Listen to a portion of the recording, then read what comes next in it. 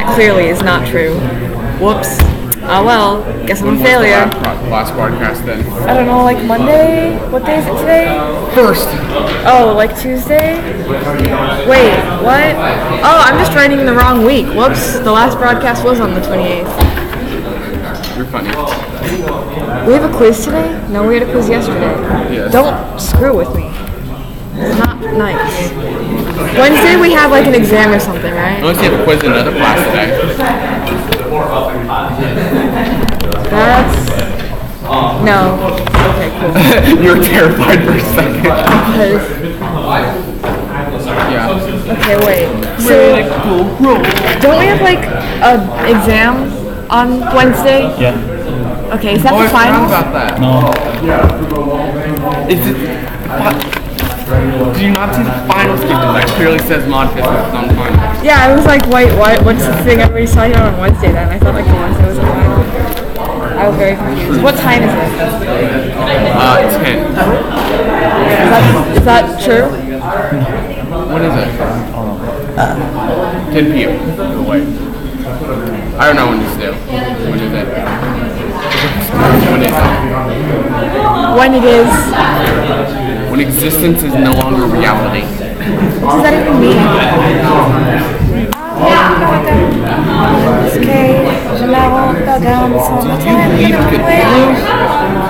I believe in nothing. Whoa. That's not allowed in this school. In this school, you have to believe in yourself and your ability to accomplish great Do any things. of these people look like they believe in themselves? I do. These people insinuate to people who are not people. I just, you know what? I'm looking at you.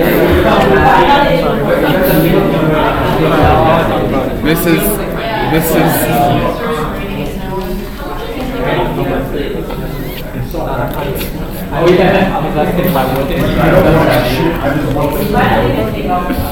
Confusion on your face. I mean, okay. I literally had 400,000.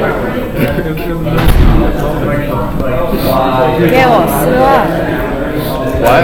I said, give me death.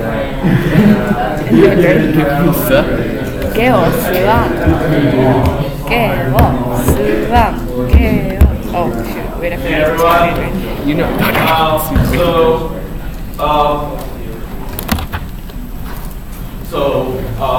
Class average was like,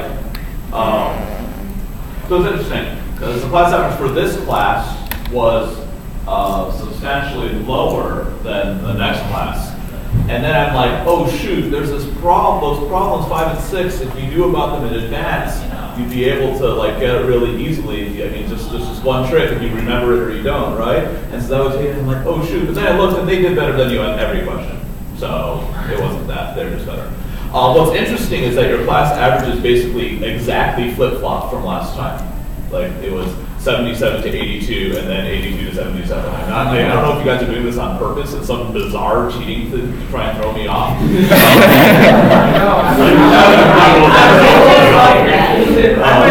So anyway. Wait, was cheating an option? You sacrifice a lamb to the god of cheating and he brings down the two. That's what happens. That's what happens.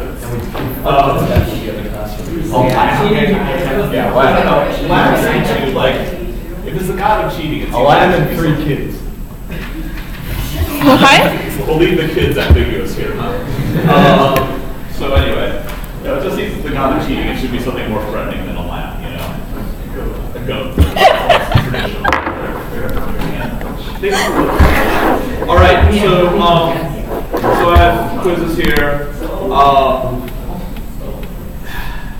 So I've been talking to Dr. Hawker. I was just talking to him today about the grading system and trying to see if there were sensible tweaks. So there are things I'm not happy about them, and I might have a solution that I like, but I'm not sure. I want to look at some numbers and sleep on it and stuff.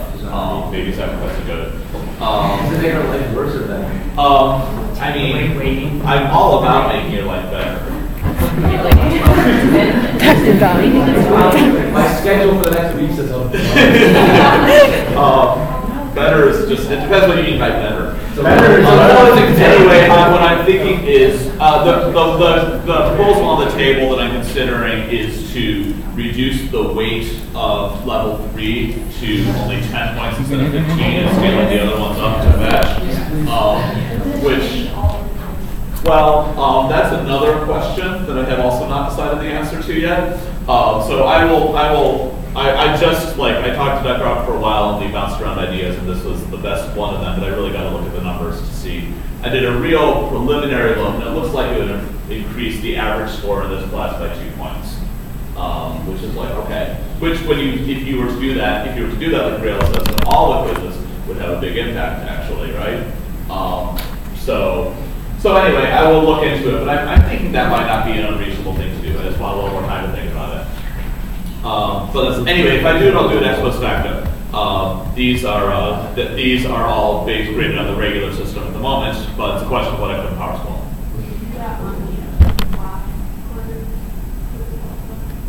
On the which quizzes? That's another question. I'm not sure I go that far. So anyway, all those questions are questions that I will answer myself. And last week after the exam, there's no urgency in my mind. Okay. Anyway, these questions are graded on the same scale I've been using. If I make a change, I will mention it to you, or perhaps you will just notice because you guys check Power School assessment. All right, here we go.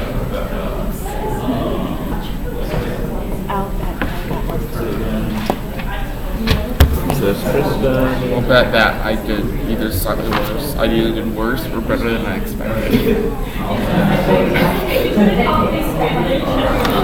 I'm still betting I get less than 20%.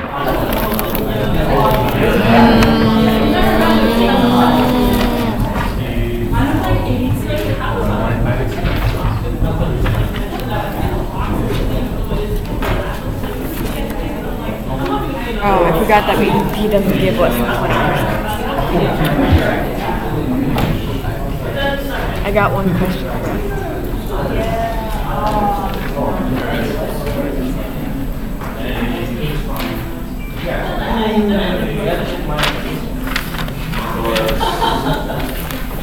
Okay, wow, so wow. Very.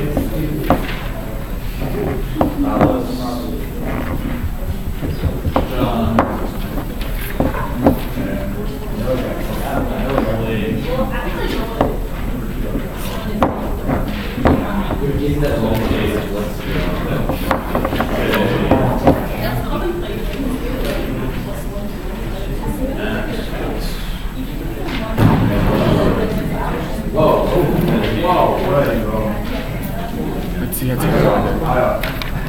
Absolutely. Oh god. How about you do better than me? 67.5. You do better than me. I got this one. Wait, I didn't get a 67.5. I got this one completely wrong. This one completely wrong. And this one completely wrong. I got these two. If you get one correct answer, it's 60%. I got one correct answer. All right. So like I said, if I make this adjustment, it will adjust your grade in some way, right? Probably a few points. I mean, it won't be anything gigantic, but a few points can help, certainly, especially if I do it to all of them. It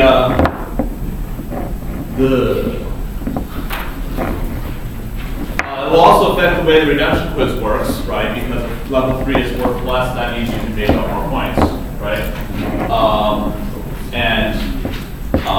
Again, yeah, I will send out sometime. I will send out the points that you can make on the redemption quiz once I have all this settled. So, yes. Okay, so let's talk about this though, because we want to make sure the important part is that when you miss, you understand what it is and how to fix it. And by the way, it's possible for my proposed system to lower your grade. If you did real well on level 3 but not on the rest of it, it would actually lower your grade by reducing the weight of level 3, which, probably fair. So,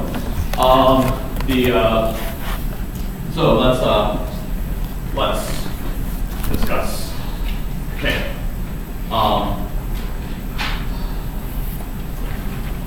don't know what all about. that's okay. I think ModPhys is. Right, that one. Okay, good. So Stern Gerlach. So here's the thing.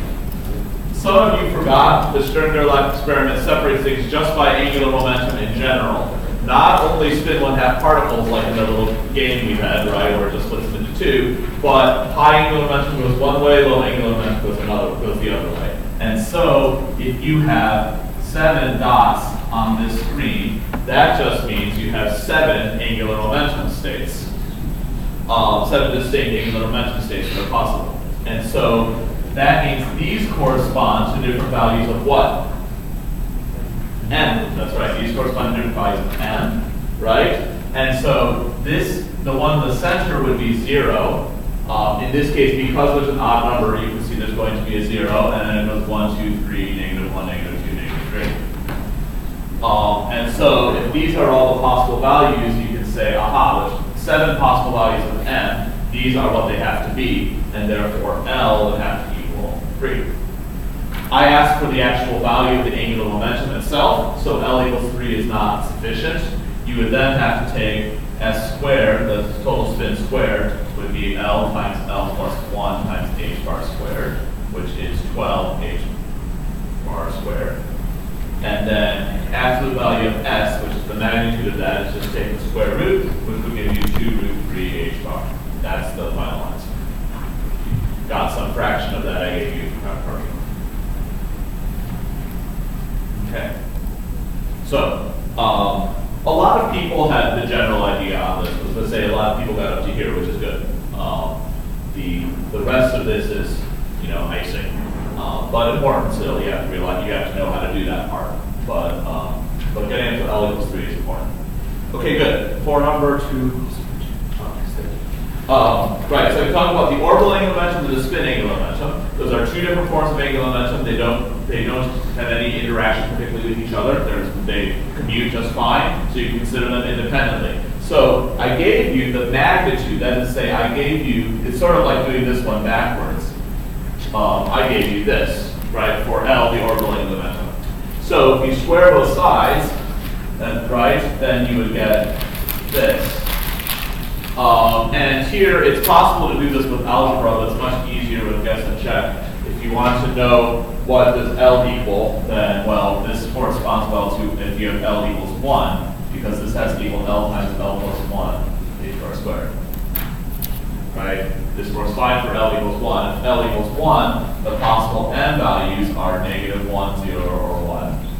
And therefore, the possible values of L sub, what did I ask for? ds. X, okay. Possible values of X are -h bar 0 and h bar. If you left out the h bars, then you got a little bit off. If you left out the 0, you also got, actually, no, you're not the only one. Several people did that, actually. So the, okay, so the Lx, you say, well, you didn't teach us any rules for Lx. Well, I taught you for Lz.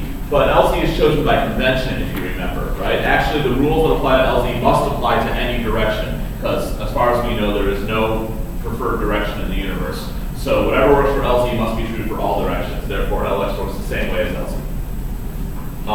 Then you also have to go for spin, and there I give you √15/2. Is that right? Okay. And so then if you square that, you get S squared is 15/4 h bar, and again, that has to be where I use L sub S, where I use L sub S here, it's the spin. Again, I think it's easiest to do this with guess and check. You'll get L sub S equals 3/2. You can tell it's something over 2, right? You know it's something over 2. And you just have to figure out what over 2, and it works out best with 3/2.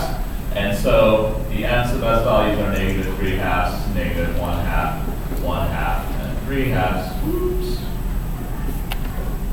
Okay.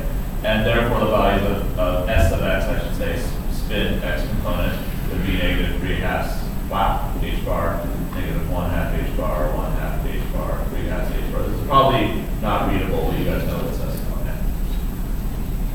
Okay. That's you. Okay.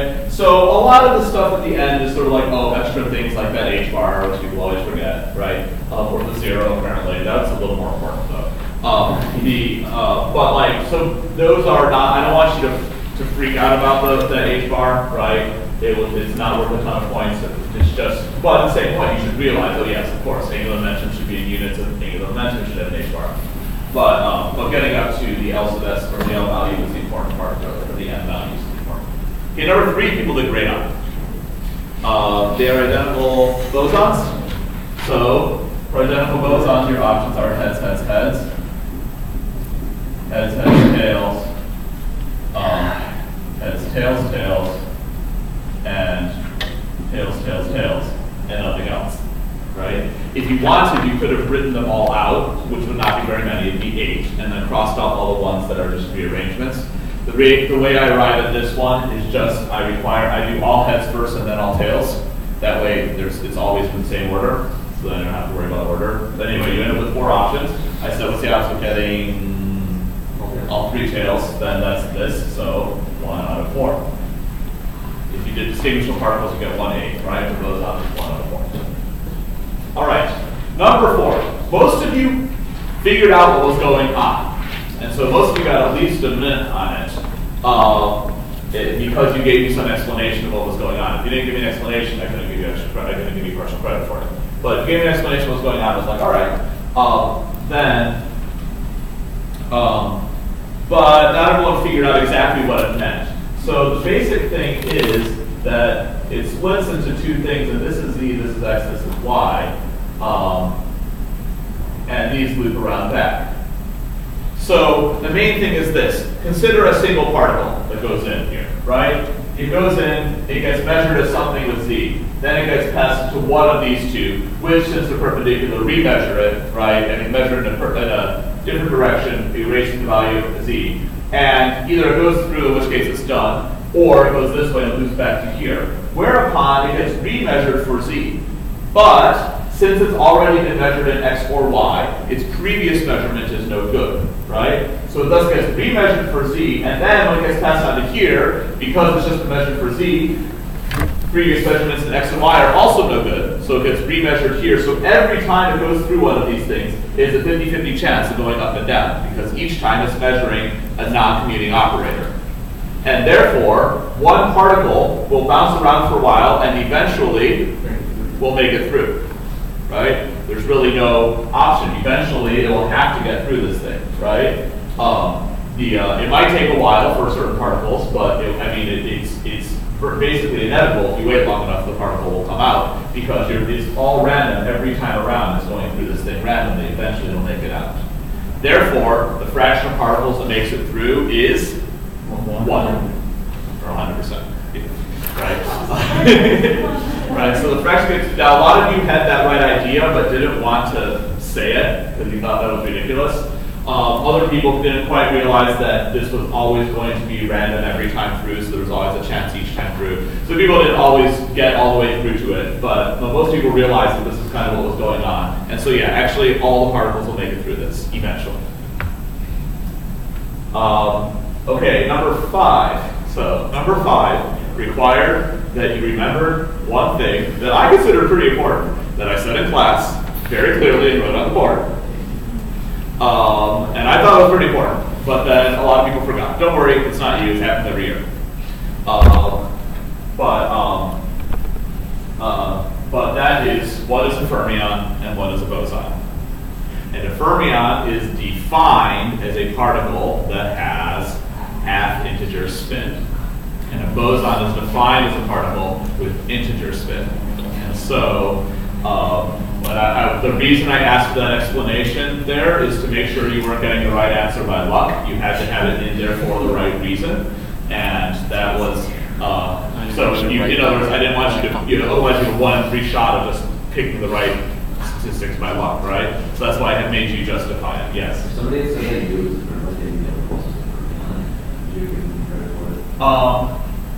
it would depend on how convincingly they said it. No, I mean generally, yeah, basically, like a firm type thing. I would generally give them the benefit of the doubt, but because most people were like, well, actually, most people guessed boson. I tell you why. Everyone just kind of guessed boson. I thought it was exactly. Oh yeah, because like, they're both spin 3 halves. But you know that that's the L sub S value, 3 halves. I didn't know. The M, well, that's what it always means. And so the M values can be different. So that wouldn't be a yes. So you had to actually write that you thought they were fermions, you knew they were fermions because of the half energy spin. That's what I was going for, yeah. I didn't write that. Well, it says you have to justify your answer, right? Just because I knew they were fermions. Well, that's Why did you choose the statistical choice? I chose statistics because that is the statistical method. So to actually do it, now if you write out the possibilities, remember they're still identical. The fast way you can write out identical combinations without having to cross out a lot, like it would have been a ton to cross out, but the faster way is just write them in order, in like ascending order, okay? That way they're always in the same order and therefore order won't count by default, right? So if you're ever trying to write out identical particles, the key to do it is just keep them all in order and then you won't have to worry about, keeping them. But this one was not hard to just write a lot and cross out a few, right? The negative 3 halves, negative 1 half, they can't be the same with the fermions, right?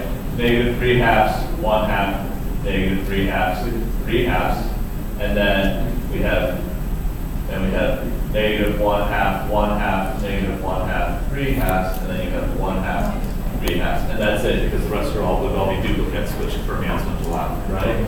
And so, which of these add up to 0? This one and that one, and so that's 2 out of 6 or 1/3.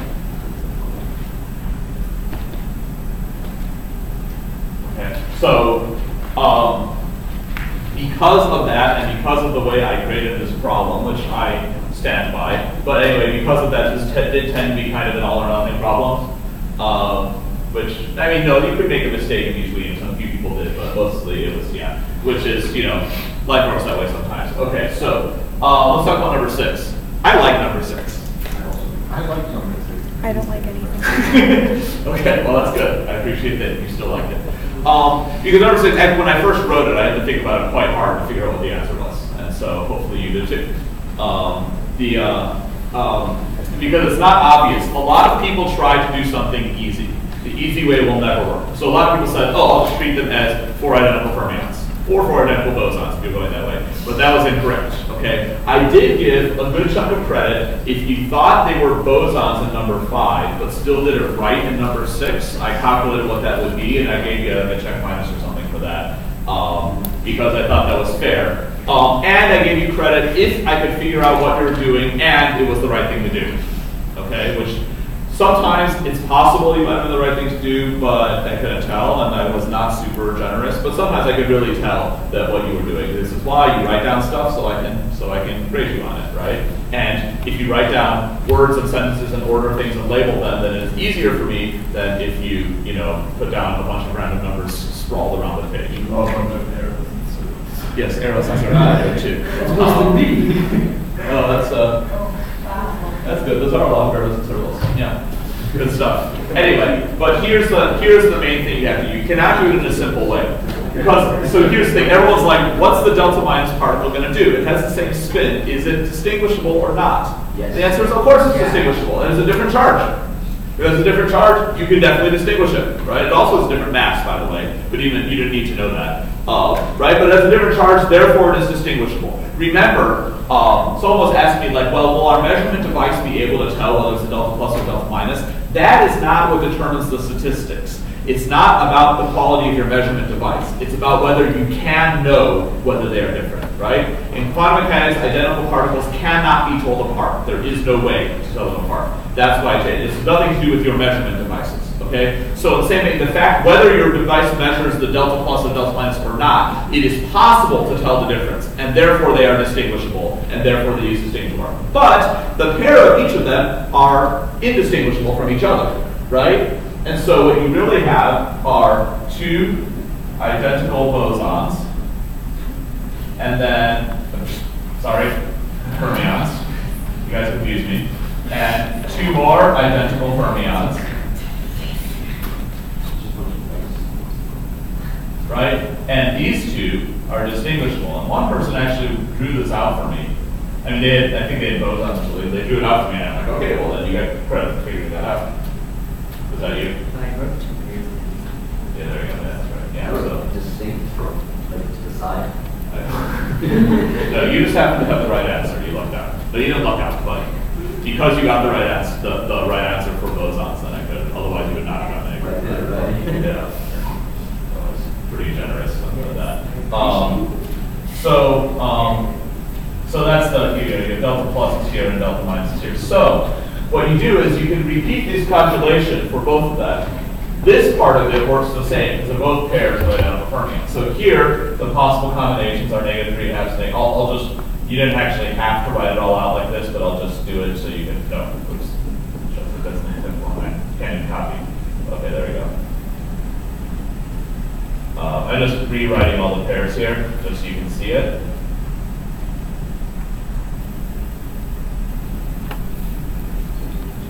Okay, but probably the easier way to do this is to take all these pairs and you see how many there are, right? And just add them up. So this gives you -2, this gives you -1, this is 0, this is 0, this is 1, this is 2.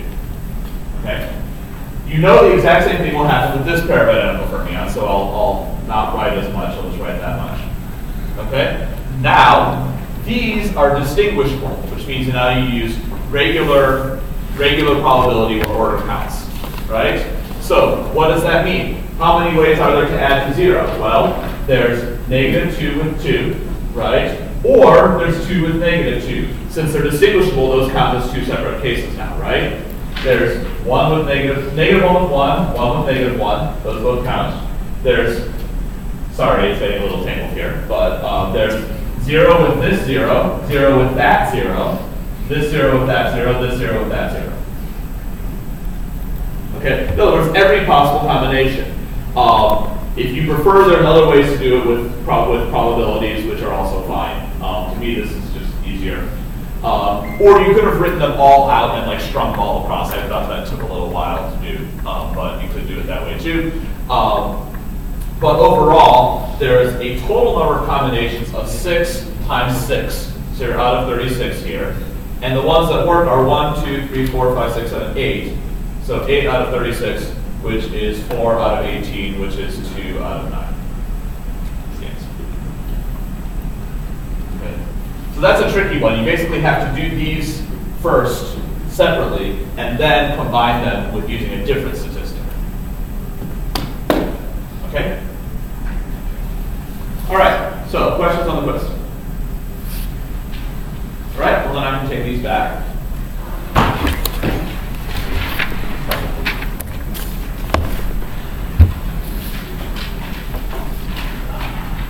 Sir?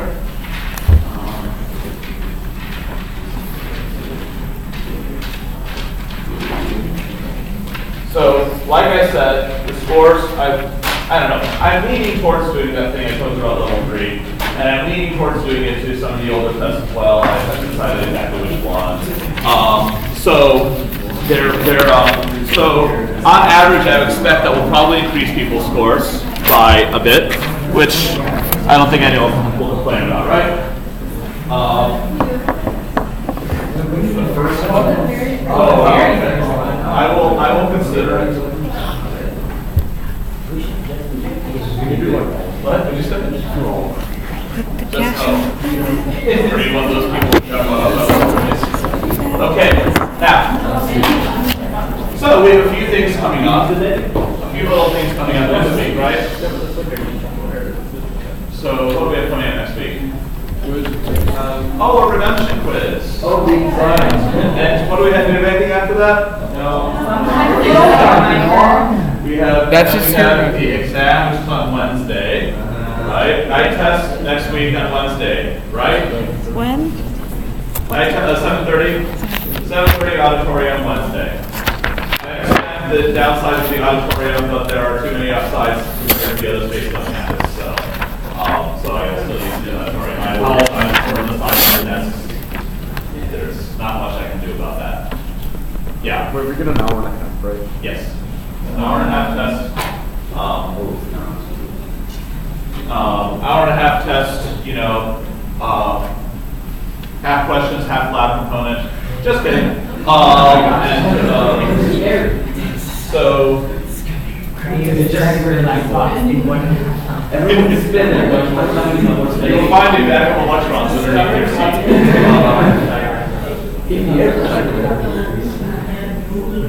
All right. First of all, I realized when creating my review materials that there's a topic I just forgot to cover. Just completely forgot. Small topic, but we better cover it, huh? Okay. This one goes actually way back towards the beginning when we first talked about the photoelectric effect and light being a wave in a particle and all those things, right? And I totally forgot the final punchline. Oops. Okay, it won't take long. It won't take long. It's not hard. It's just something we need to put in there. Okay. When you say it's Remember, and if you don't remember, you need to. Okay. That Einstein theorized that the energy of a photon is equal to. Go ahead, tell me. What's the energy of a photon? Equal to the momentum of the photon. H good. H. H times the frequency. H times the frequency is Einstein's theory. Right? That's for the photoelectric effect. He theorizes that it's H times the frequency. Okay. Now, from here, I'm going to do some very simple calculations. H is Planck's constant, right? And just regular H, not H bar in this case. So now I'm going to do a few simple algebraic manipulations using the fact that frequency times wavelength is the velocity, which in this case is c because it's light, right? And also using the fact that for light, energy equals momentum times c. Remember that? Okay, so I'm going to take these and I'm going to plug these in. These are only true for light, right? Now, now what we have is, so I'm going to substitute this in for energy. Okay, E times C equals H times, and instead of frequency, I can substitute that in here, and that will give me C divided by lambda. You see what I did? Just did some substitution, right? Frequency is C over lambda, so I put that in. Energy is PC, so I put that in. Now what happens to C's? Cancel out. Okay, and I get this equation, which I'm going to rewrite in terms of lambda. So lambda equals H over P. Okay. This is referred to as the de Broglie wavelength because it was discovered by Louis de Broglie. Louis. De Broglie doesn't look very French, so I'm not actually sure where he's from. Anyway, de Broglie is a cool word. I like the name de Broglie. So the de Broglie wavelength, and this is among the easiest Nobel Prizes ever won. Louis de Broglie won for the de Broglie wavelength because that was really not very hard. But what was more important is what he said. And to be fair, he did do more than just this. But this is the big punchline, and here's what he says.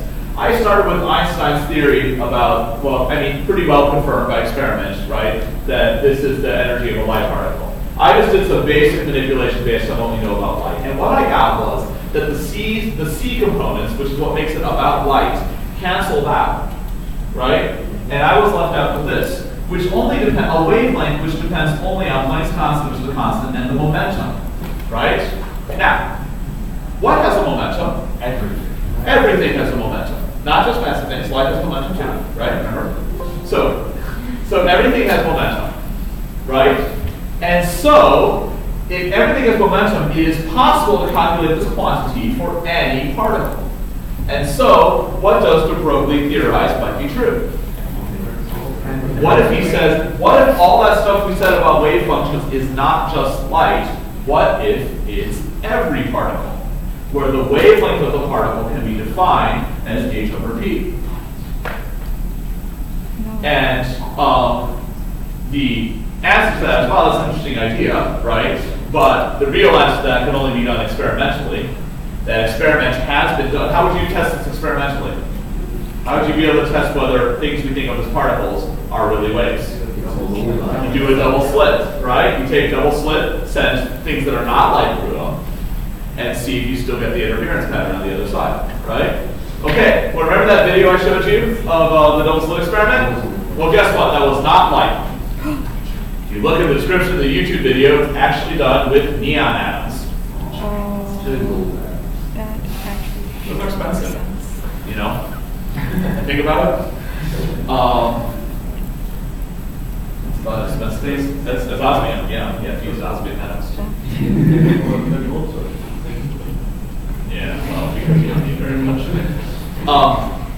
So this is very strongly experimentally confirmed, and we've actually been kind of doing this all along because I've been writing wave functions for electrons and stuff like that, right? So sorry, I forgot to tell you that piece. A lot of you kind of already realized it, so its impact is lessened. But anyway, it's an important thing. This is what he won and he won the Nobel Prize for this. But after he gave this discovery, someone's like, "So you're saying everything's a wave?" And he's like, "That's right." Someone's like, "Okay, so tell me what the wave equation looks like for a hydrogen atom." And he's like, "Well, I bet you can probably figure it out." And another guy who was there, a professor named Erwin Schrödinger, says, "I'm going to go figure that one out." And it totally took him about 3 or 4 months to come up with what is the F equals ma of quantum mechanics, right? F equals ma, Newton's law, is the central equation of classical mechanics. You find all the forces, you plug it in, go find your acceleration, you're ready to go. And you just can match it there, you're done. But in quantum mechanics, you don't have forces, right? And it's not so simple. So the equivalent of F equals ma is the Schrödinger wave equation, which just for fun, I will tell you, but please do not memorize this. I mean, do it for fun if you want, but do not believe that this is going to have any impact on the test. This is just to let you know, here is the central equation, Schrödinger equation. This is the Schrödinger equation. Schrödinger is cool because he has 2 dots over his O. I've always wanted one of those in my name. Cool. Maybe a slash through it. D0. We had Christian Knockenbett.knock, as we call him. He still helps out in the archives. You guys may have met him, but he taught here for many, many years, 28 years, something like that. And he gets a yes. And the character of the distinguished professor who is writing in the train or something like that. He was like, yeah. Anyway, he is a distinguished professor, basically. Anyway, here's the Schrödinger equation. Oh. I already like this. There. That's the Schrödinger equation. It's sort of like F equals ma. It's a little bit different. Kind of like the Okay, actually, it's nothing like it. That's okay. And it's mass. That is a partial derivative. It looks like a backwards 6. Or like the D that curls the wrong way. So, anyway, that's the Schrödinger equation. It's what you actually use to figure out the wave function. If you actually want to calculate the wave function, you have to use the Schrödinger equation to do it. So anyway, the point is, he worked out what the wave equation of hydrogen was, and then he showed that it actually matched experimental descriptions of the hydrogen atom, and then I believe then he got a Nobel Prize too. There you go. Yeah, so they were kind of just throwing those things out back then. No, they actually give them the same rate every year, right? Okay, so anyway, got that part covered. Good. Let's talk about what needs to be done for Monday. Let's start with that. On Monday, as before, there's going to be one required section on the test, right, on the quiz, the redemption quiz, that you have to do, and then the other 3 are all bonus sections, right, just like last time. This time, I want to tell you everything in advance, because I really want you to know this and be able to do this and get perfect. I want everyone to get a perfect score in the required section. Got it? Got it.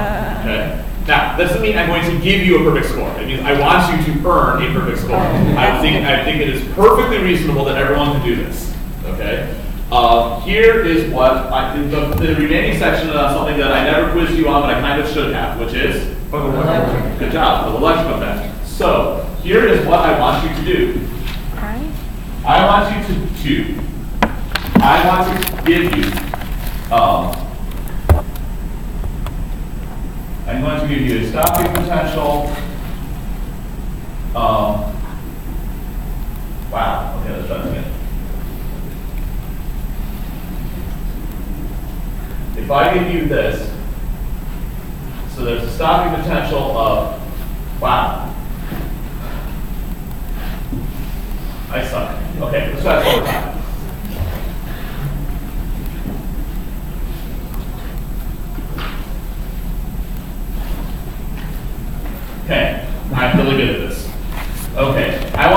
do something like this. Oh boy.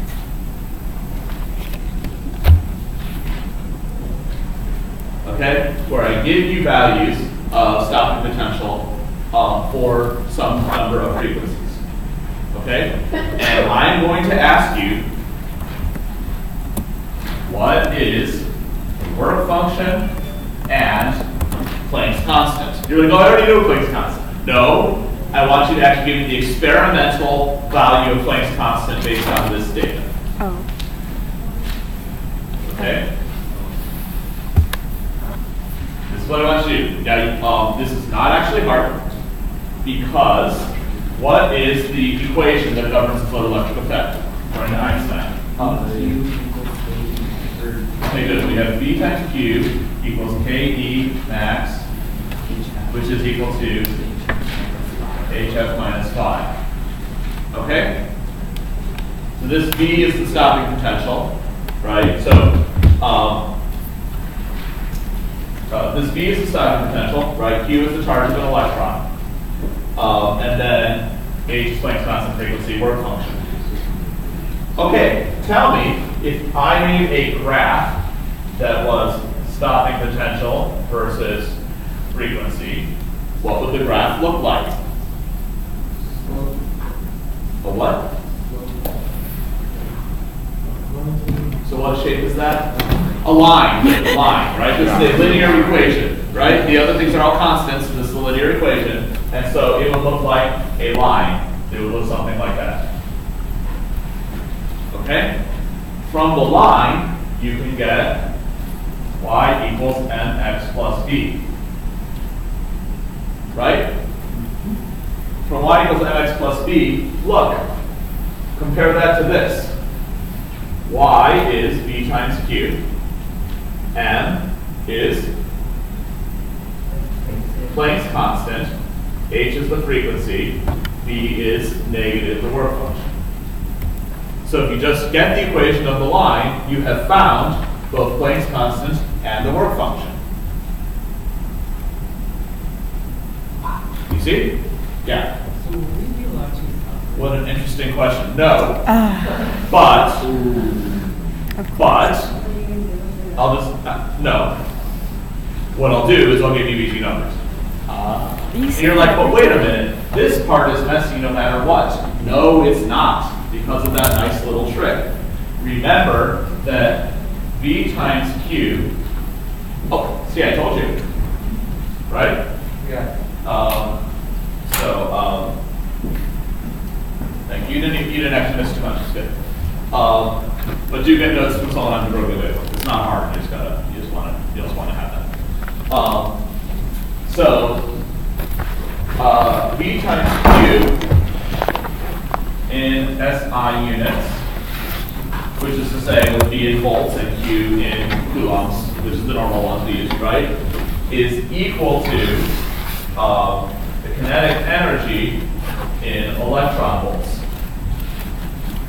That's because the conversion factor from joules to electron volts is the same numerically as Q, and so those two cancel out exactly. That's to say, stopping potential of 1.2 volts means that the KE max, so if the stopping potential of V stop is 1.2 volts, then KE max is equal to 1.2 EV. Okay? So that makes it a lot simpler, right? You can just take these numbers and now they just convert directly into EV, right? So now this is your, so VQ is really just an energy, which is really equal to KE max in EV, right? It's an energy. And then everything else you have, or you can, now you'll have this in EV, so now you'll get all your answers in EV, which is great, that's what we like anyway, right? We like EV better anyway. So, and you're like, but I can't fit a line by myself. Well, you should be able to if you took algebra. You take 2 points. How do you find the equation of a line? Take the point and the slope intercept forward. There's a bunch of ways. You could just plug it into x and y, right? It would work. Right? And then just solve for n and d. Like you can do it any way you want, but you just got to do it. It's not hard, right? You can do it without a calculator. Yes? So then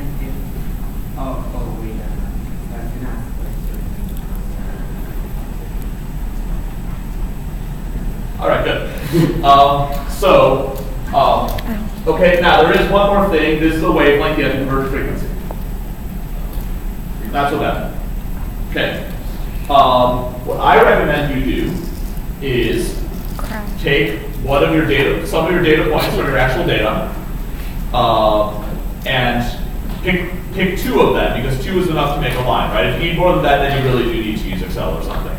But two of them, you can definitely make a line, right? So pick 2 points, find a slope, get an answer, make sure the answer is halfway reasonable. What halfway reasonable means is the work function should not need scientific notation, right? The work function should give you an answer that is like, 1.2 eV or 2.7 eV or 0.3 eV, but it should be times 10 to the 19th or something. If you do that, then you probably did it right. Your Planck's constant will be in eV seconds, so that will probably be of the order 10 to the 20th or so, in that negative 20th. I mean, in that negative 15th or so, in that ballpark. Anyway, H will need scientific notation, but phi should not. Okay.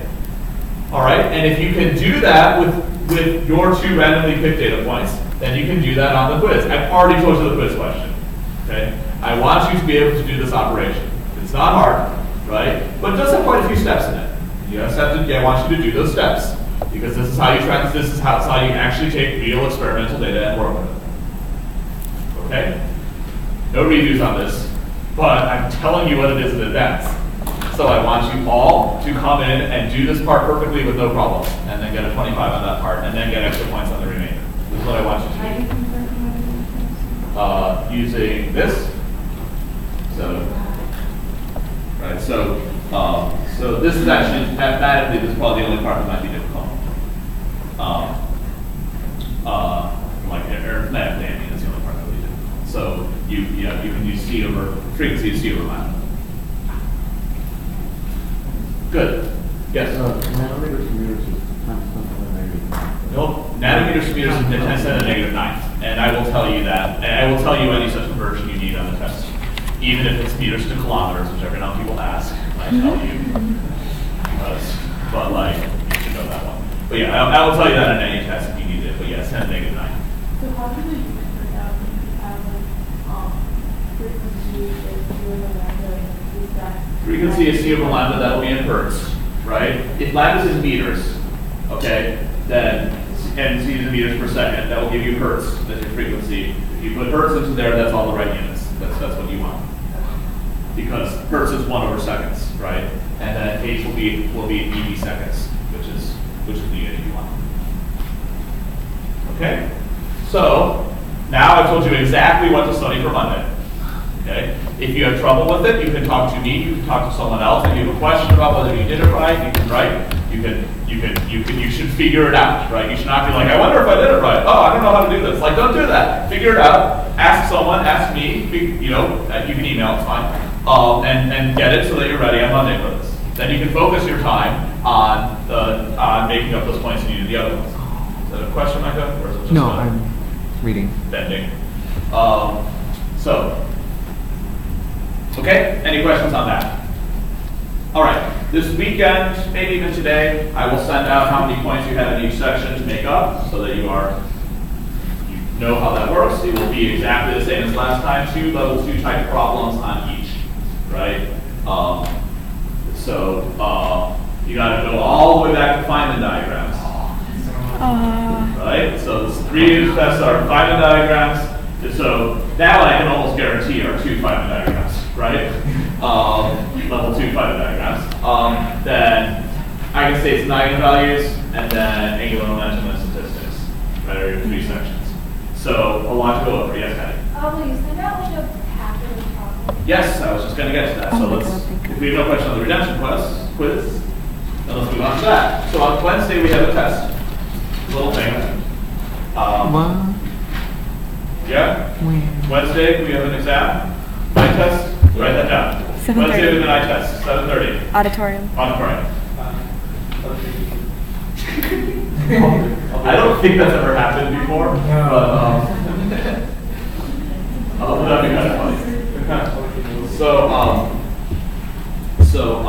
One time I asked someone for a ride to the airport. It was a long time ago. I needed a ride to the airport, and I said, and how about like, can you do like 6? And she's like, sure. So she shows up at 6 in the morning and calls me, and I'm like, hello. And she's like, I'm here, and I'm like, oh, I meant 6 p.m. I felt really bad about that, but she married me anyway. So, to be fair, it wasn't for like 4 or 5 more years that she said yes. But anyway, but it worked out. Okay. So anyway, so anyway, yeah, nice we got that. Okay, so yes, I posted a ton of stuff for you, like perhaps even a crap ton. Yeah. Ooh, Dr. Dahl, you better watch out. For a report. Yeah, exactly. Okay, I posted 3 things. I posted it, and I even like to make sure they were accurate, I think. There might still be typos on some of them, but like, I posted the thing I call cheat sheet, which is just a list of all the things quickly summarized that I expect you to know. Note that that's not exhaustive, right?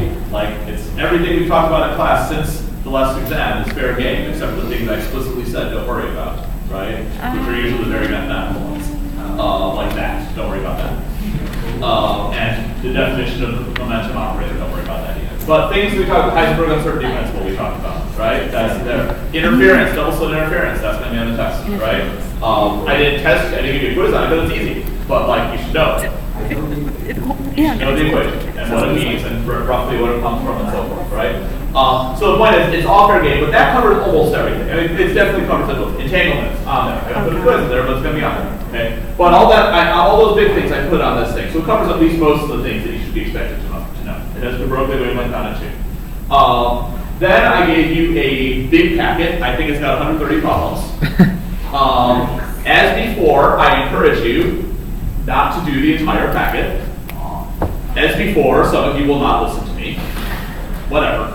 But I really think you should focus your attention on where you need it most. Like go through, I definitely know these, I know these. Oh wait, what's this one? Right? That's I think is a good one.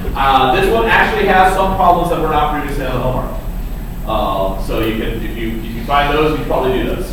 You know? I have them all mixed together because I think that simulates the test better, so they're not easily categorized by topic, what require you to remember which topic you're even supposed to remember about, right? And I think we'll make a decent review, especially because we've been spread out over so long a time on this unit, right? Which again, I apologize for. Right, so that will hopefully help hold things together. Then I put up another thing for you because I love you that much. That much you can determine what that means. So you know you want it a little.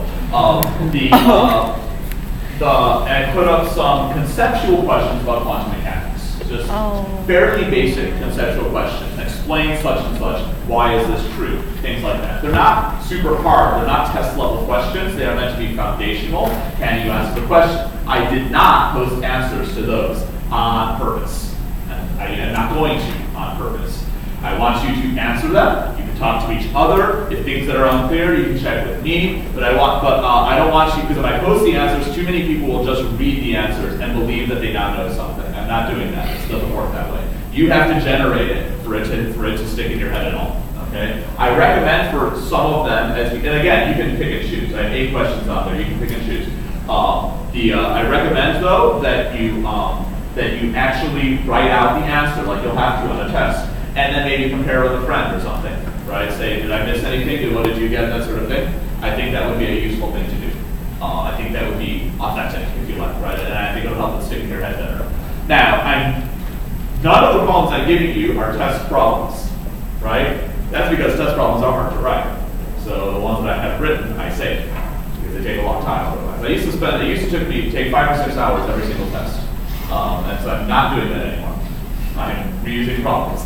I have a very big test bank set up now, but I need those problems out of circulation, so that's why I don't do that. But if you have everything else done, then you have a good foundation. I think the challenging thing about this unit, the math is much easier, but the challenging thing about this unit is just the large number of topics we've covered. It's actually gone down from previous years because the project took so much time. I just need you to cover more. So you have a lot of things, and you want to basically be able to pull it together so that you can see the connections between the different topics we covered. When we were studying for this test, some people, I think I might have the other period, said, like, I don't really see how angular momentum statistics have anything to do with each other, right? Well, now do you see? Because of number 5, right? Now what that connects, so there's a connection there, right? So those connections are what we want to be able to draw, right? Eventually you should be able to say, well, here's interference. What does double slit interference have to do with anything? Well, it's connected to, you can do it with, not just with light, but you can do it, right? You can stand with the electrical effect, because that's, so it's particle side, interference goes the wave side, really it's both. What happens to the double slit interference? Well, you can do the one at a time and all, right? Oh, the stuff about, the cool stuff about what's going on with the measurement, that's totally going to be on the exam, right? Because I love that stuff. Of course, it's going to be on the exam. About putting the measurement devices on the slits and the pattern disappears, and right? You know, I thought it's just sort of the basic questions about the fundamental nature of quantum mechanics. Those are definitely going to be on there. Entanglement's going to be on there, right? It's all fair game. So you want to do is build up your basic knowledge of each part and then be able to connect them together, so that when I give you a problem that connects them together, you're ready to go. Okay? I try not to get problems that are too isolated. I love connecting things together, right? You might not. That's okay. Yes. Are you going to do the? This is kind of something I had, but are you going to do a makeup problem? Probably. And because of the timing of things, I might just give it to you in advance before I grade them, because I want you to have time. And if I wait till I grade them, I mean, these things are going to take a long time to grade. There's 44 of you, and it's a long test, and you guys write a lot. What if you just give us 100? Okay, we're about out of time. Do you guys have blue books? You guys know what blue books are? You don't know what blue books are. What? Examples. Some people mention that, because some people like to use a lot of scratch paper. So the college style is typically give you a page with just questions on it, and you write all your answers on separate paper. You guys want to do something like that, or do you prefer where I leave the space right there for you to write on? Okay. I'm pretty sure the other class says the opposite, but you guys are bigger. Overridden. I just call it like that. All right.